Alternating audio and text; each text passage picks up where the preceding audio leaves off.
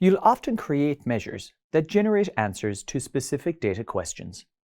But what if you need your measure to answer another question?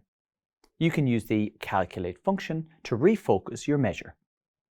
In this video, you'll learn how the calculate function can alter the filter context for measures. AdventureWorks needs to analyze its total sales for all its products. It also needs to generate more granular data, including sales of bikes, blue-colored products, and sales within the US region.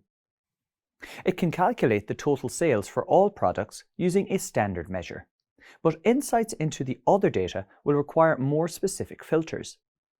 AdventureWorks can use the calculate function to change the filter context and generate these insights.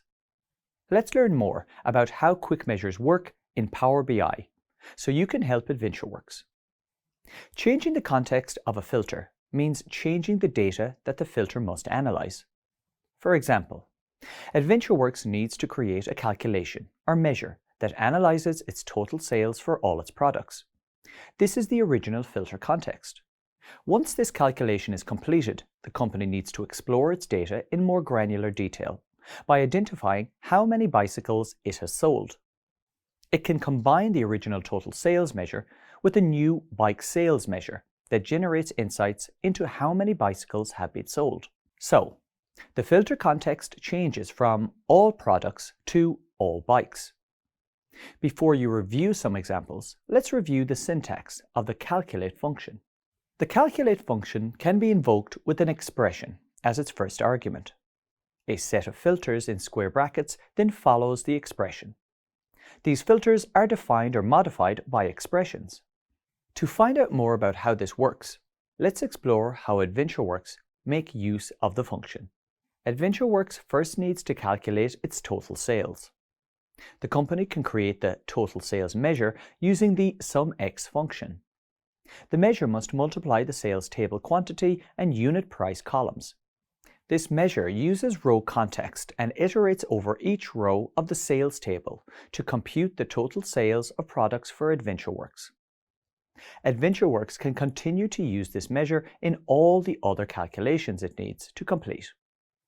Now that AdventureWorks has a generic measure of total sales, it can refocus its filters to generate insights into bike sales.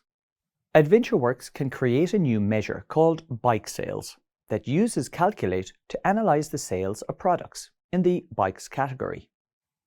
When the category bikes is executed, the formula calls the total sales measure again. However, this time it adds the bikes product category as an additional filter in the filter context. In other words, the filter context changes from all products to all bikes. Next, AdventureWorks needs to analyze all blue-colored products in each category. The company can write a new measure called sales of blue products. When executed, the expression incorporates the blue color from the product color column as an additional context for this calculation. It calculates the total sales of blue color products from the entire dataset. You can also specify multiple filters in the same calculate function. All the filters intersect regardless of the order in which they appear. For example, AdventureWorks can create a measure called sales of blue products in USA that computes the total sales of blue products in the USA region. This measure calculates the total number of blue products sold only in the United States by adding the country column from the region table in the overall filter context of the calculation. But what if you've already created filters on these columns? Any existing filters will be overridden by those in your calculate function. So, how do you retain both sets of filters? You can use calculate modifiers to keep the behaviors that already exist in your columns. An example of a calculate modifier is keep filters. You can add keep filters before your argument while placing the argument in parentheses.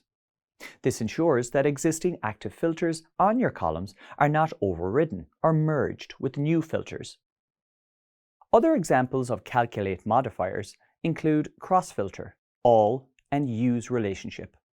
You'll explore these modifiers in more detail later in this lesson. You should now be able to use the calculate function to alter the filter context of your measures. So, You can create measures to generate insights into your data and modify your measures filters to ask and answer other questions about your data.